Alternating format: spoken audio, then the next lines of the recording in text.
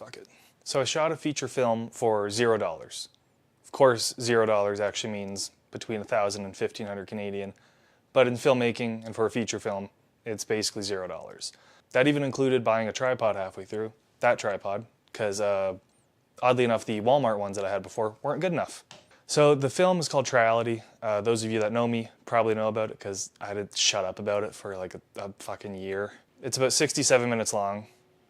Not joking, which is awesome. That's cool. That's sick. Basically, it explores the complex lives of 3 young adults after high school as they go through relationship struggles and deal with some mental health things. I don't know. It's a coming-of-age film made by a person that was coming into their age. I'm not good at pitching my films. I'm bad at pitching films is really hard. So it's a simple story that has 3 main characters, and that made it very easy for me as a filmmaker because you only have 3 characters that you actually have to focus on. The entire cast was amazing, by the way. There was a supporting cast of smaller characters that were connected to the main characters, but we had 3 core characters, and that made splitting the film up into character segments a lot easier, if that makes sense. Also, with it being a story of just young adults, or I guess teenagers at that time in their lives, doing teenage things. It wasn't some sci-fi film, it wasn't some crazy action piece, which I'd love to do, and I've done action in the past and whatnot, but it's fucking hard. So doing a drama on 0 budget was the way to go for me. More ambitious people than I will do sci-fi on a micro budget, and I think that's awesome. And I wish I was that brave. But I think, and I don't mean this in a bad way to any filmmakers that have done low budget things that maybe look low budget, you can usually tell. And that starts with the gear, of course. It's not all about gear. It's not, I'll preach that forever. But it is a little bit, because it helps. And anyone that tells you otherwise is lying to you. Now, I won't say that if Triality was shot on an ARRI Alexa 35 or 65, it would have won awards and been amazing if that was the only thing that changed. Would it have helped the visuals? Yeah, probably. That would have been cool. What I did shoot on was the Lumix G9. I love this camera. There's a lot I could say about this camera, which is why I'm probably gonna do a whole nother video on this camera. But for those of you that know mirrorless cameras and know Lumix, this is basically a GH5 minus the super high bitrate 4K. Everything else is the same, and it actually has slightly better IBIS, which for running good filmmaking and micro budget filmmaking and all that is huge. I love this camera. I have it tattooed on me.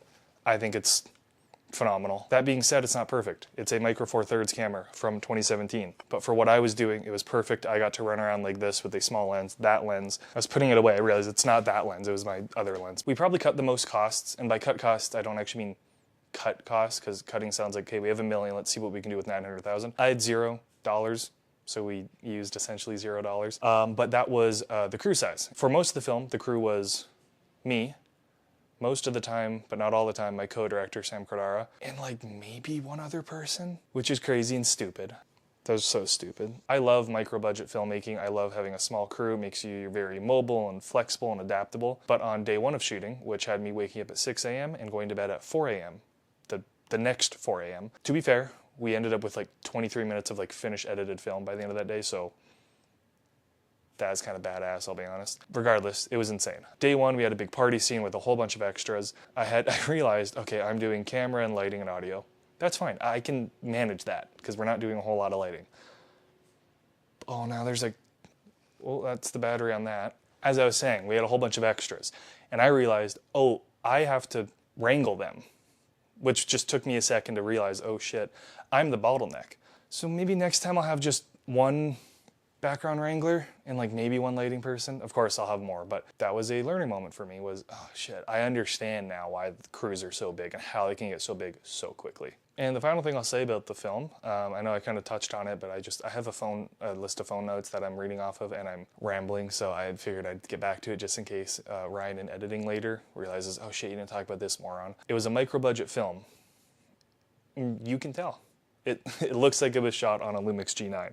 I don't mean that in a bad way, but you can tell. So that's something that if you're wanting to make a film on $0 and you don't have the craziest gear, you might have to accept that at some point. Like, I really want to make this film and most of it's working, but this one scene's not working because of X or Y, or even Z, some would say. You might just have to bite that bullet. Okay, this one scene, still shoot it, get it done, especially if it services the story and is required.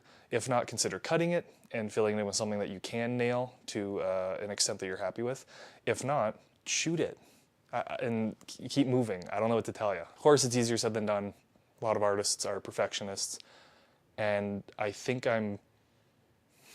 it's weird. I don't know what I'd consider myself. I don't think I'm a true perfectionist.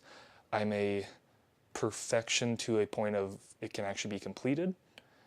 I don't know if that makes sense. Probably doesn't. I should put that on my Instagram bio. I'm a perfectionist to a... Fuck, I don't know what I said. Anyways, that's about it. I guess I'm reviving this channel. I don't know. I really don't know. Don't ask me. Don't ask me. That's stupid. I'm not the guy to ask. And yeah, I'm in an unfinished basement.